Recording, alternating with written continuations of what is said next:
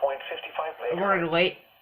The preceding tone signals were a test of the alarm device at this weather radio station.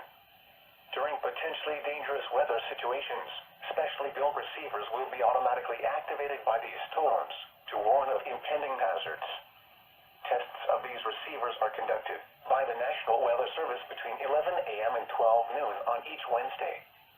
This radio station, KIH 35, serves the following counties in western Pennsylvania: Allegheny, Armstrong, Beaver, Butler, Fayette, Greene, Indiana, Lawrence, Washington, and Westmoreland.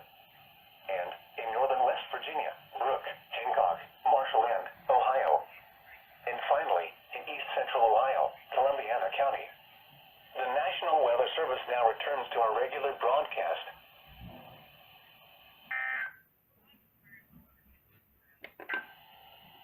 The forecast. Well then.